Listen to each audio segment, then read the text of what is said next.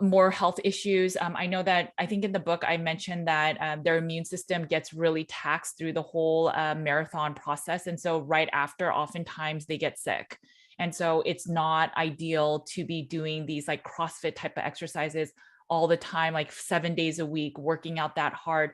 Our bodies aren't wired to do that much level of exercise and just consistently. And so I actually argue that it's not ideal to do that type of exercise as well in the book. And it's has ramifications for optimal health. So I completely agree with you. Super interesting. And in fact, I think there was some studies that attempted to look at the correlation to bad outcome deaths with during COVID and distance running marathons. Oh, interesting. And so that was seen in some studies. And so there has been some of that. I think we're going to learn a lot about health and disease and lifestyle looking at COVID if we dare to look at it correctly and we're bold and we're honest with ourselves about it. But the running crowd is similar to I find the passion, but sometimes the passion can be too much and you lose your open-mindedness. And so I often find distance runners very passionate and resistant to the notion that they maybe shouldn't be running long distance and maybe they should just be short. So I tell your listeners to keep an open mind. And I see that same kind of passion and closed-mindedness sometimes within the vegan community with regard to meat, just write it off and be close-headed. So as scientists, we want to keep an open mind, and I always reserve the right to change my mind about things. But I do see that the passion sometimes in some groups of people, includes the distance runners, can interfere with the notion. But give it a try. Like you start your clients recommending go on the ultimate elimination diet, which is just eating meat initially. And by the way, I do the same thing, and then I add in the ferments down the road. If they just cut out distance running, give sprinting a try, I think they'll find that they really like it and it grows on them. And your point is well taken. Everybody listening needs to be cleared by their physician to make sure that they're well enough to exercise. You don't want to just go out and head first into high intensity exercise if you've never eased into it. You want to go ahead and do that. But now, unlike exercise, you can go head first and cut out processed carbs. I think you still have to be cautious about carbohydrate elimination and the fact that you're dependent on carbs and you get some of this flu. But keto flu and some of the kind of symptoms that you can find that are associated with people studying carbs are fairly benign, and people can get through it, except for the ones who go through it and have a bad experience and give up and simply say, oh, I tried eliminating, I tried going keto and I tried just eating meat and it just wasn't right for me. So I like to throw some caution on people and make sure they get support from other people, get involved in other communities that are doing that to help them derive support. Because there's so much at stake with health optimization, getting yourself healthy, that we don't want to lose through a discouraging experience somebody who would otherwise become healthy and they just give up. Because oftentimes when they give up, they try it a little bit, they end up being way worse than if they've never tried. It's really a sad situation. And I'd agree with that. And that's why I even challenge within the carnivore community some of the ideologies. Like, for example, I think eating too much liver is not always ideal because you can have excess nutrition. And I like to challenge because I have clients that I work with one-on-one where eating more liver was not an ideal thing. And so I think for every single person, the answer to what exactly works for their diet will differ. And we should be open because that's how we'll progress in science and finding avenues and ways for people to heal. And so if someone doesn't do well on a ketogenic diet, I do think they should maybe work with someone to figure out what do they need to alter, what maybe they need to add back in and other things like that, but not just to give up because they followed one person's dogma or one community's dogma, because it might have been something else. No, it's so true. And I'm always learning. I just the other day I was listening to Dr. Chaffee and Chaffee MD, Andrew Chaffee MD. He's on Instagram, and he was giving a talk about this very point. Consuming too many animal organs. He just eats really skeletal muscle and meat and doesn't eat organs. Yes. Quite a few people in the carnivore community eat a lot of organs. But Dr. Chaffee made this interesting point about the Inuit, because they live basically on an all meat diet, and there's no plants up there for them to eat. but they apparently do not eat any organs. Mm. They just eat the muscle, and they throw the organs to their The dog. huskies and things Yeah. like that. So yeah, I think we have to look into that. I do know that you can get vitamin toxicosis from polar bear gallbladders. I remember a fascinating case report about that in medical school. So that is possible. But you don't have to go to the extent of being toxic. Right. What about the cumulative effect Right. of constantly being exposed to these toxins? I think it is basically the case that meat by far has a lot less toxins than probably plants and vegetables. There's I think a far greater concern, but we ought not to be too dismissive about that and just think it's only meat, and you can eat any kind of meat. No, I think there's something to be said about the sources of the meat that you're eating and organs. In terms of carbohydrates, I know we keep saying processed, but you shared it, I think it was on Instagram, but you shared a person that wasn't really eating processed foods. I think it was maybe a little bit of almond butter, which I guess technically can be considered processed, but it was a little bit of honey and maybe some rice. And that was enough to cause visceral fat. Do you have the image, and can you share a little bit about that story? Sure. So I'll do a little screen share. This was him initially, eating rice and honey and almond butter. And this is him 5 months later. Wow. When he eliminated those things. And to be fair, he started sprinting, and I think he did some fasting too, which had a contribution in that. But we should look at his scan. So this is his initial scan. He has a fair amount of visceral fat here. Mm. But what I want to show you now is I have a side-by-side. Here's the side-by-side image now of this particular client. And this was him prior to, while he was still consuming the almond butter, rice, and honey. And this is him from eliminating it. So you can see, and this is just 5 months difference, his abdomen is a lot flatter on the top part. So he doesn't have, and this distance, the sagittal abdominal diameter has become smaller. So you can see his stomach is not sticking up as much. And so he's eliminated in this particular view. So this was his original scan. And at the same time this image was taken, we scanned through his legs. And this is what's interesting. When we scan through his legs, look at all the white fatty infiltrates that are present within his legs. So this is an example of how fatty infiltrates develop within the musculature, and they correspond to the amount of visceral fat that you have. So I'm going to return and take a look at a good example so you can see what good, healthy legs look like in an individual that has very low levels of visceral fat in it. It's the individual that had the lowest amount of visceral fat we ever saw. Right. Which was, just real quick, click on it for viewers, this view right here.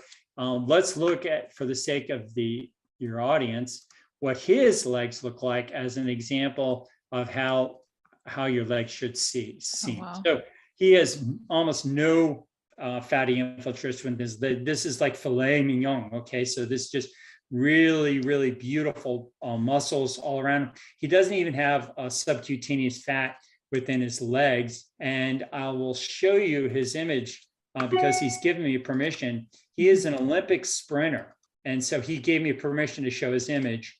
He's at Matadi on Instagram. If anybody wants to follow Emmanuel Matadi, just goes by at Matadi, Matadi. But he has, in this particular image, he had never lifted weights, he did pull-ups or push-ups. He got these big arms and chest just from sprinting, and this tight little abdomen, with no visceral fat and the most amount of muscle that you could possibly have down there, and these really, really healthy legs filled with muscle.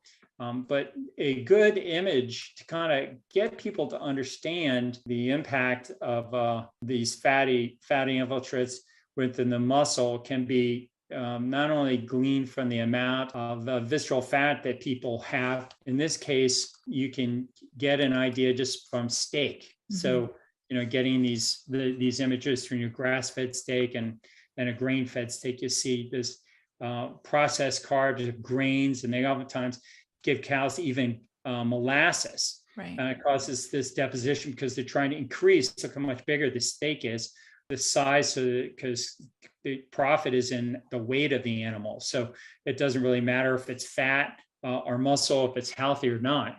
But you want to be eating healthy food. And if you're eating an animal, you want to be eating an animal that ate healthy food. So you got to get an animal that ate a species-specific diet. That's why I like wild game feed, because they typically, eat a healthy diet unless they get into a farmer's field and start eating a bunch of corn. Oftentimes, wild game is really healthy. And then, an interesting insight that I'll share with you and your audience is with regard to fruits and even vegetables. So one of my favorite walks to do in Minneapolis is an untouched piece of tract of land that nobody can do anything on. And it's next to the University of Minnesota Arboretum. And when I walk out there, there's wild grapes and wild plums and other different types of fruit. And they're really teeny tiny. They're super small. And I used to think that these were from, that they were just completely wild, 5,000 years ago. Now I think that they're actually hybridized seeds, or, maybe even GMO or seeds that came from the University of Minnesota Arboretum next to it, that birds dropped in there and they're just growing wild in there. But here's my point. The fruit is really small. It's meant to be really big. So why is it really small? Resilience. The hormetic experience of a fruit-bearing tree, fruit-bearing vines, grapes and whatever, blackberries, that never get cultivated. They're not watered, they're not fertilized, they're not treated with anything. And so they're rugged and small and tough. And though the resilience that those plants go through make them really much more healthier. So that's sort of like a cow or that's only fed grass eating what it's supposed to, or deer eating what it's supposed to.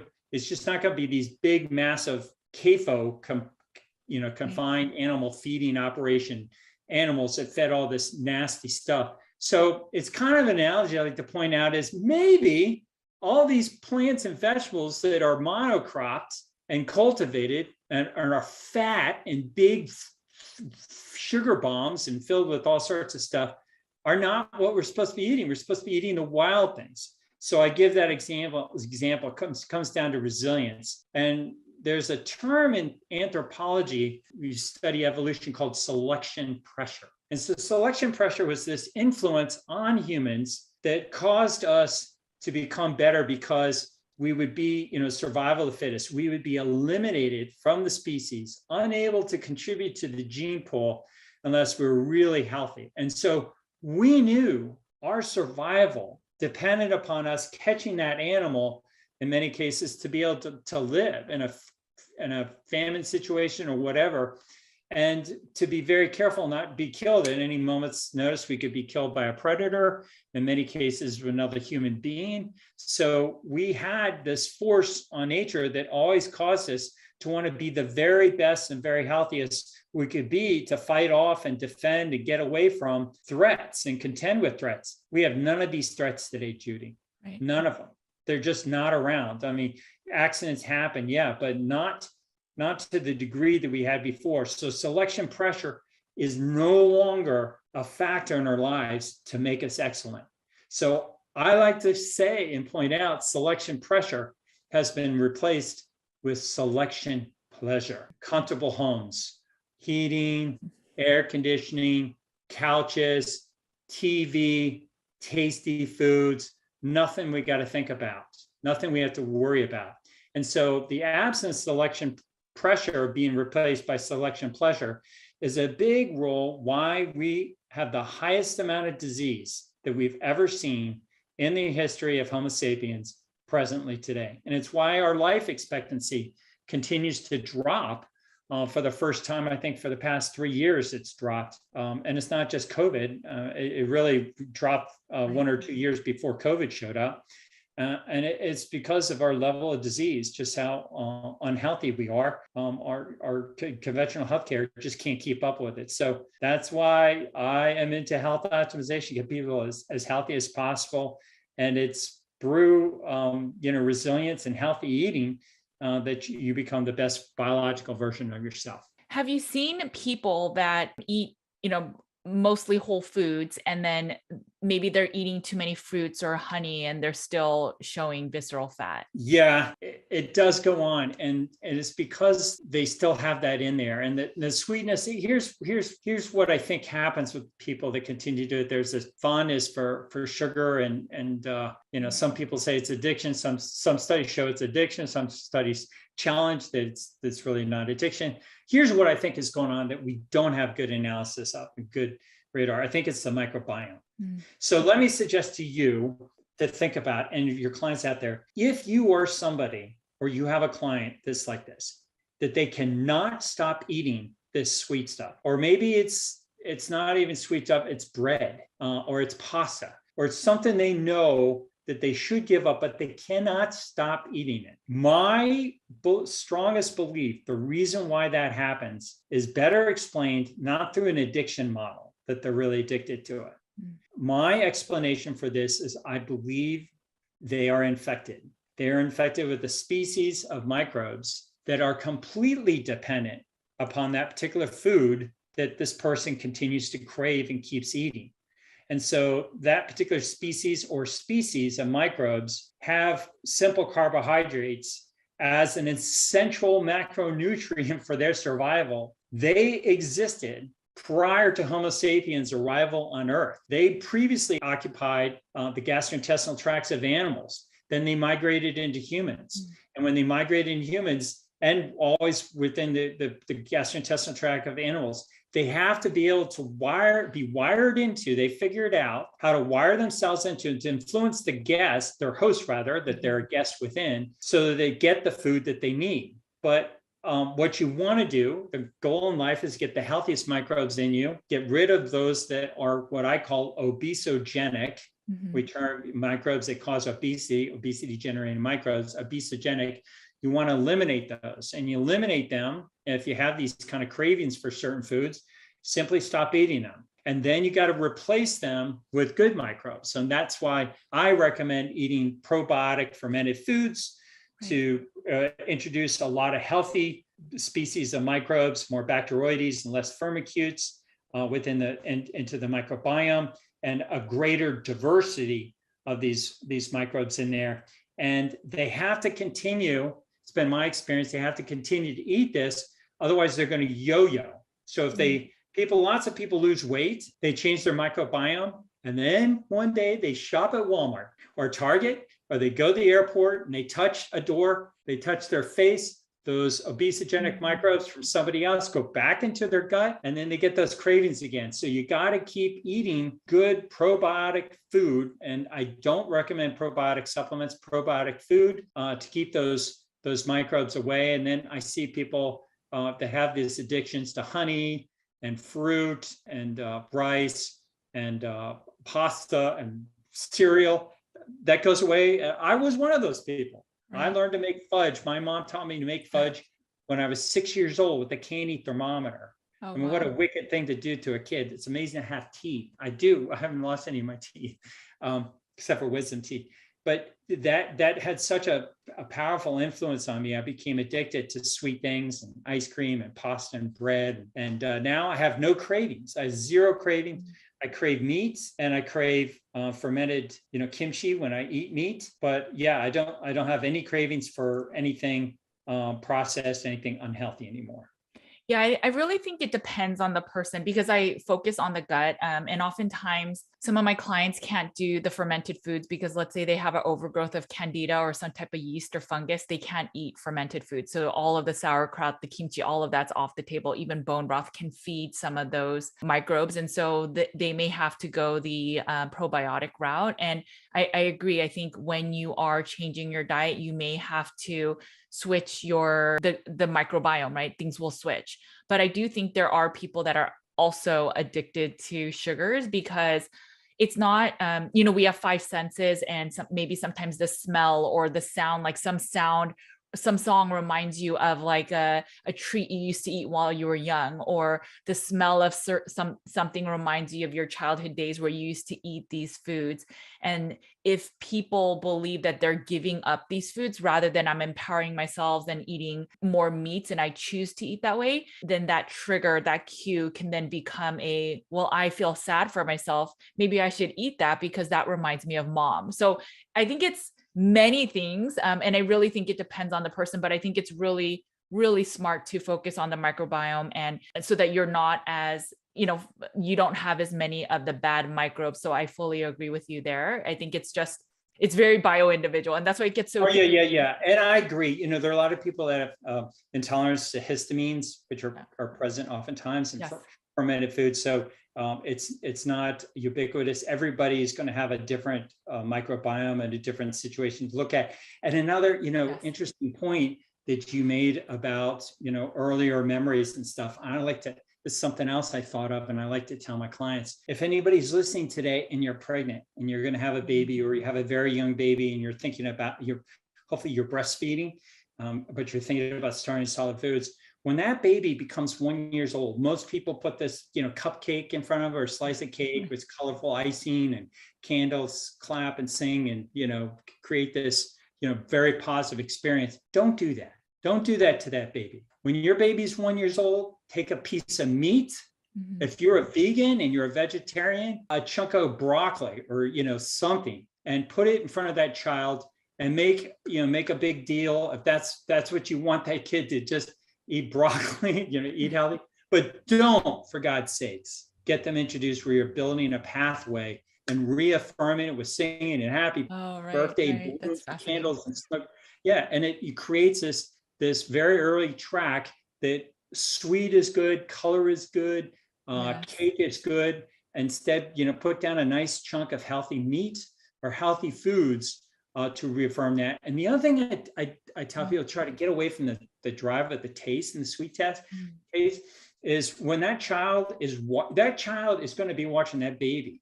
So when you're cooking and you're eating, don't put that food in your mouth going, pick up that food and smell it. Smell that meat and go, and then put it in your mouth, and then don't do good tasting. Just put it in your mouth so that a kid isn't being trained to taste guide your food, because it's just too often that the kids start paying attention to the taste, sweetness and sugary drinks and candies and things like that. And so I think it can be avoided a lot by parents that are just simply educated. And I think that's how we raised our kids in the past. Slowly but surely, we went off on the deep end, Judy, on a lot of stuff. And that's why I think we're in the state that we're in today. Yeah, that's fascinating. Yeah. So you asked about sarcopenia, which, is another area of passion that I have, that, it's another scourge that is related to visceral fat. So when you get visceral fat, it causes this atrophy of your muscles. So this is an 84-year-old gentleman who ate a high carbohydrate diet for many years and did a lot of distance durational exercise, running and a lot just no high intensity exercise. If you think about a marathoner, this is kind of what the marathoners are heading to. They just get this very emaciated, atrophied look. So he's lost all his pectoralis major muscles. He has none of them, and he has keratosis, solar actinic keratosis, these black depositions from a high carbohydrate diet, from sun exposure. So just a lot of poor tolerance to sun if you eat a lot of those carbohydrates. And that's why if you Google keto, sunburn, you see a lot of people that go keto just don't have as much problem with sun and don't get as much damage. So this is an example of sarcopenia. And what's interesting and sad about sarcopenia is it steals them of their muscles, but these are his leg muscles. So what's interesting is it looks like he's got huge bones, but he really doesn't. His bones are the same size as yours and mine. It's just he has little teeny tiny leg muscles. The muscles are really small. And then the other interesting thing that I picked up on the scan was how enormous his bone marrow looks, relative to Right. like other people's scans. So let me pull up the runner here. Oh, See his wow. bone marrow, the bone looks like it's really small. It's because his muscles are so big, but his ratio, this is the bony cortex and this is the bone marrow. So this is a healthy ratio. He's got very thick bone cortex. Now, what's happening in the sarcopenic patient, in this case, do you see how much bigger the ratio is? I mean, it just looks like he's giant bone marrow inside. So what it is as this is osteoporosis. So as the bone gets resorbed and you start losing your bone, becomes thin, it thins from the inside out. So the middle of the bone gets thin and it's replaced with bone marrow until it's so thin and brittle that you get a femur fracture. And then 90% mortality from a femur fracture after the age of, I think, 85 within 1 year. So it's a devastating injury. And so you really, we see a lot of sarcopenia with osteopenia and osteoporosis. And so you really want to preserve that. And the other interesting picture, what happens to sarcopenia that I think is worth pointing out, and this is where I have to jump on a hand grenade and die a little bit, but these are my photographs. And they're awful, but this was me when I had the influence of sarcopenia. So I believe this was only about 5 years ago. I didn't have much visceral fat in me, but the influence of the visceral fat that I had previously had in me is still noted. So you see older people have a kind of curvature of their spine that starts to develop and their necks crane forward, and they get this very, S shape to their spine, cervical spine, thoracic spine, and lumbar spine.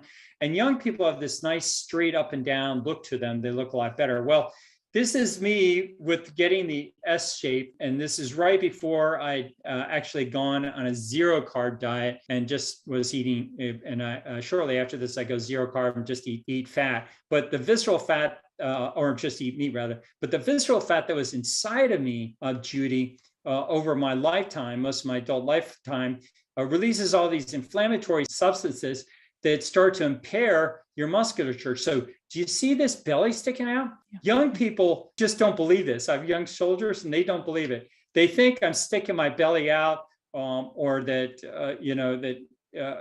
in other cases, I'm sucking it in here. When you get to be 58 and you look like this, good luck sucking it in. You're not going to be able to suck it in. You literally have so damaged your musculature in your abdomen that you can't keep your same amount of your guts in you. And when I would bend over, kind of like walk around and do horsey rides for my kids and other kids, I would see this belly hanging down. I'm like, what is that? It looked like udders from a cow. And I try to suck it in. I couldn't pick that up. But now that I'm carnivore, this isn't me sucking in. That's my muscles doing the job. I no longer have the atrophy, and you can see the definition in my arms better, and my definition in my abdomen is better. And the other interesting thing is, look how much better my veins, my vasculature is. So when you cut out the inflammatory process of visceral fat, you improve blood flow everywhere to your muscles, and your muscles just have better tonicity, tone to them,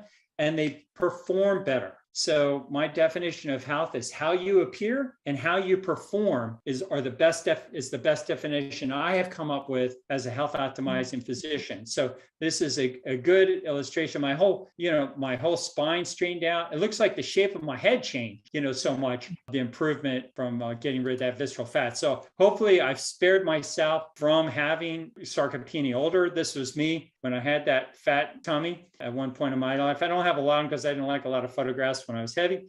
And then this is a current picture of me today. And, by the way, it looks like, a lot of people think, well, maybe I've exercised a lot, but between these photographs, my exercise was averaged about 5 to 10 minutes once every 3 days. I barely exercise. Wow. And to this day, I hardly exercise very long. It's very high intensity exercise. So if you want to save time, do high intensity exercise. Don't do a lot of durational exercise. But first start by cutting out processed foods and eating healthy. And with a healthy body, you'll be able to put on a lot better healthy tissue. So yeah. In your image where you're standing side by side, the first image, there's clearly a lot more muscle mass on you in the more recent one. Were you lifting weights to build that body mass, or was it mostly diet? I haven't really lifted weights a lot. One of the things I do is maybe some push-ups, some Mhm. pull-ups, and I like gym rings. So Okay. gymnastic rings are some things that I like to do. And I believe it or not, I like to climb trees. So I do more kind of functional kind of Okay. exercise to do that. But no, to answer your Wow. question, I've never been a big weight lifter. Okay. I do lift weights, but I like resistance training and I like variety. I think the best way to really exercise, get yourself healthy, is to live a diverse, healthy life. So nature is the best at optimizing ourselves and giving us the kind of changes that we need to really accomplish that. So another example of some of the changes that happen is this photograph here. I take a lot of pictures. I have clients take pictures of their faces because this is an interesting phenomenon that people should be aware of. It's a modality that, besides tracking visceral fat on an MRI scan or a CT, what I noticed after doing 5,000 MRIs is I pay attention to these people's faces and they come back and their faces were changed. Right. And I was like, oh my God, their faces are changing. So there is something about the face when you get rid of visceral fat that you lose inflammation. So this is a picture of my face when I had a high amount of visceral fat. I was 48 here. I only weighed 165. So a lot of people incorrectly think that I was fat and was overweight and I simply lost weight. But do you see how much more leaner my face has gotten? And really, that's a diminished amount of inflammation. So this is an inflamed face from the presence of large amount of visceral fat influencing my physiology, my body, my largest organ, my skin. And then this is a much more current picture of myself free of that visceral fat. And I actually weigh more because I put on, as you correctly point out, more musculature. So I got rid of fat and replaced it with muscle. So I get my clients to take facial photographs. I take facial photographs of them. And I would tell you and your audience to consider taking facial photographs so you can track it. And if anybody from Google or Amazon is listening, what I want to do is use an artificial intelligence machine learning model to study the facial changes in humans. If a dumb human like myself can pick up these changes, we can teach a machine, a computer, to pick up these changes in large quantities of people and map it to data on diet and lifestyle, and go through structured data on websites, Facebook, and where people put their diets out there. And we can start educating the machine on this. And one day you're going to open up your cell phone and it's going to do biometrics and tell you, yes, you can open this because you're who you are. But it's also going to say, today, Judy, you need to sprint this long. You need to eat this. You need to fast this amount of hours. You need to get a cold shower. You need to get this amount of time in a sauna. It's going to tell you exactly what you need to do by, machine learning to figure this out. So that's my theory. And if anybody's listening is involved in that, get a hold of me.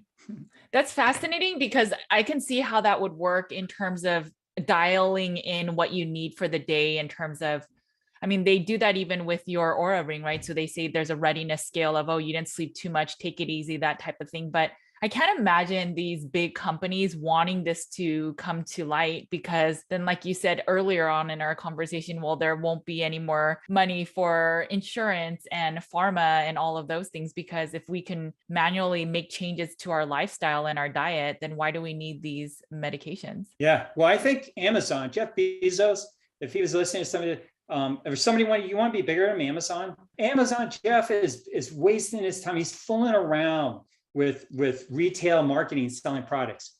The biggest part of our economy is healthcare. Right. He or somebody else could come along, supplant Amazon by reversing chronic disease and eliminating that, but profiting from that, and you'll disrupt healthcare. It's the biggest part of our economy, and it's an enormous pot of money that's available for people that understand chronic disease is entirely reversible and preventable, and we know how to do it. And we just develop structures through smartphones and lifestyles that tell people how to eat, what they should be doing, how to exercise, the lifestyle they should be living. And then people start doing it. The biggest challenge we have today, Judy, is that, we just can't get the information to enough people Right. that they can truly get healthy because they rely on conventional healthcare that tells them something very different. And then we struggle with confidence problems. A lot of people who listen to us, may dismiss it because my doctor's not saying this, Yeah.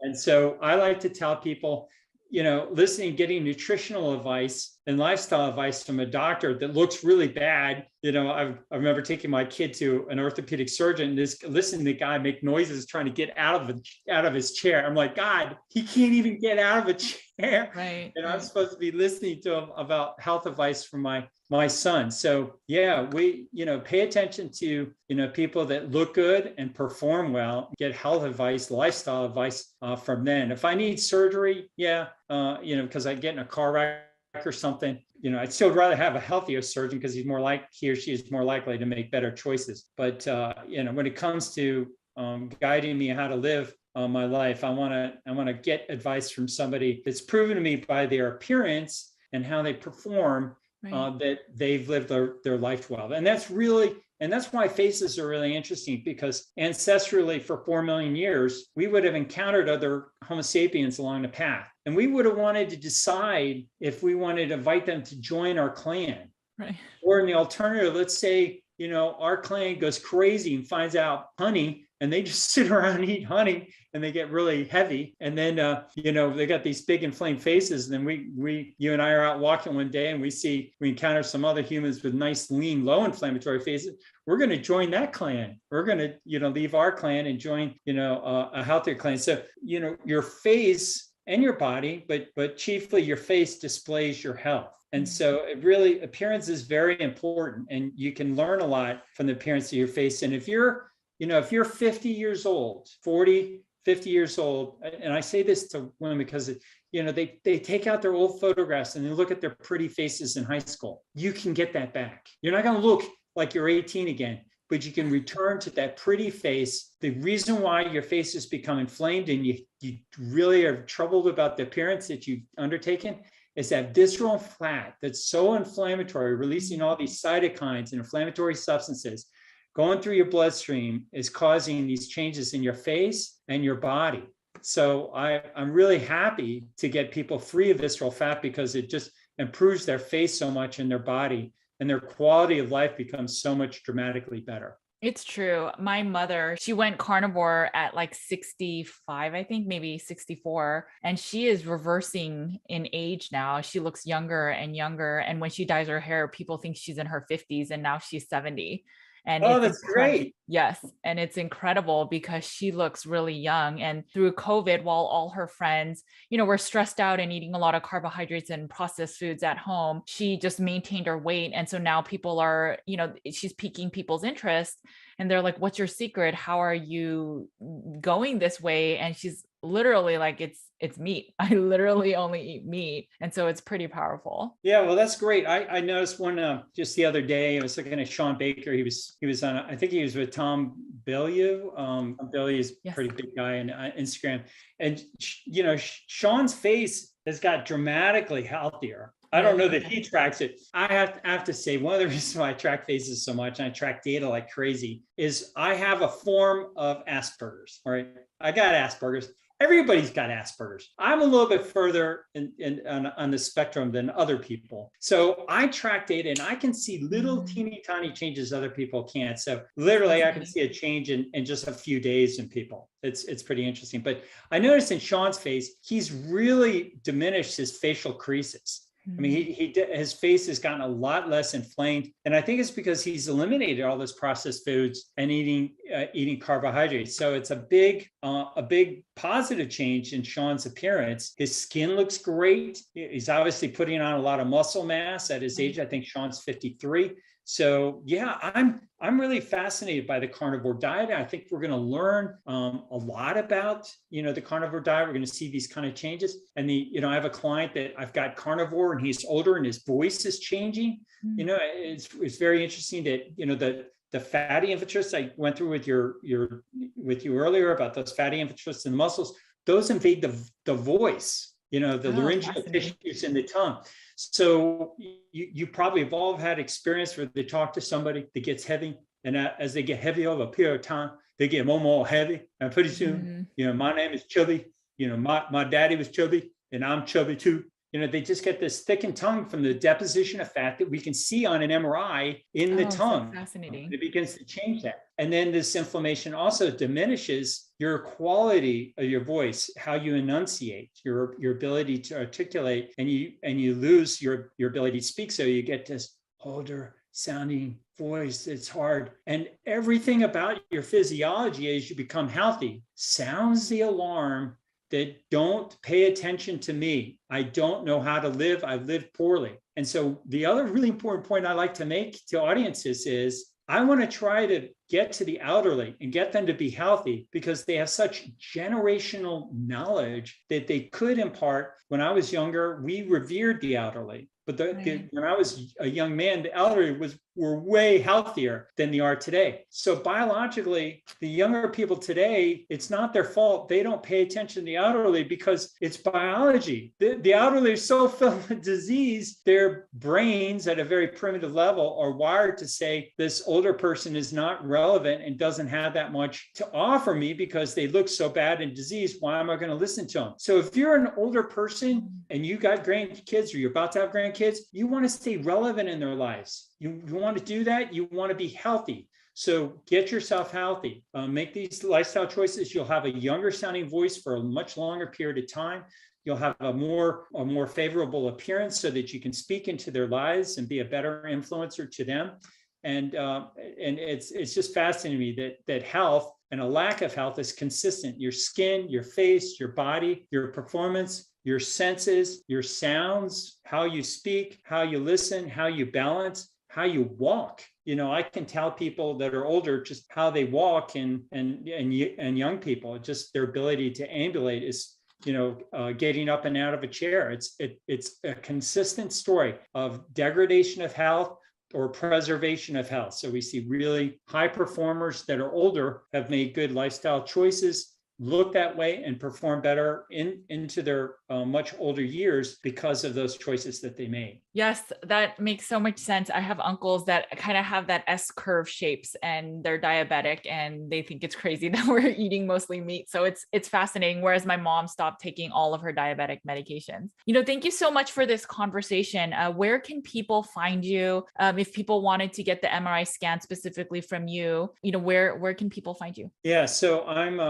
in Minneapolis, Minnesota, and so you can find out more information about me on Instagram, at DRSEANOMARA, Dr. Sean O'Mara, on Instagram and Twitter. And I'm also on YouTube at Dr. DR period SEAN space O''MARA. YouTube somehow put that apostrophe. I never use it, but somehow YouTube assigned me an apostrophe. Oh. I don't like it because I lose, my reservations at airports and hotels and stuff. But they can reach me at that. And I also have a website, Medcon Wellness, MEDCONWELLNESS.com. I try to accommodate as many people as possible to get MRI scans on. I can usually get MRI scans for people that are willing to come to Minneapolis and get those scans done. And then a handful of people I work with and stay in relationship with to try to optimize them if they're really motivated. So if you're a type A and you really want to optimize yourself, I'd be really interested in hearing from you. Well, thank you so much. I'll put all the information in the show notes. Thank you for all these visuals. I think people will not forget how visceral fat looks in the body. And I think for some people that don't have enough of the motivation or have loved ones that aren't willing to change really because they may be skinny fat, and maybe just time that they can have this test done where they can start looking at their visceral fat. Well, great. I hope so. I think it's a super important area to think about. And I hope we can change how physicians are trained in medical school and nutritionists. I think visceral fat, I mean, it's out there. You can Google and you see all these bad things about it, but nobody's doing anything how to get rid of it. Right. I specialize in getting rid of visceral fat, and I want to educate as many people as possible. So I just welcome the opportunity to come on your show, Judy. I love your content. Thank you. You're super good. I love your passion and your your drive, and you're making a huge difference. Your following is awesome. Thank you. I hope you can continue to build on that. And yeah, maybe we can have another chance to talk at some point too. Yes, sounds good. Thank you so much again. Okay. All right. Thanks, Judy. Okay, guys, I hope that you enjoyed this interview. If you take anything away from this, it's that diet and nutrition has such a powerful impact in your wellness. A lot of people can be skinny fat where they look really thin or relatively healthy outside, but internally they may already be showing signs of disease. One way that you can quickly check that is doing these MRIs and just seeing your level of visceral fat. As you can tell from the conversation with Dr. O'Mara, it's actually really important to keep tabs on it, as it is a big reason for a lot of our metabolic disease. Please make sure to like and subscribe. On podcasts, please make sure to leave a review. Thanks so much for watching. Make sure to eat a lot of meat. Take care of your bodies, because it is the only place you have to live. I will talk to you guys next week. Bye, guys.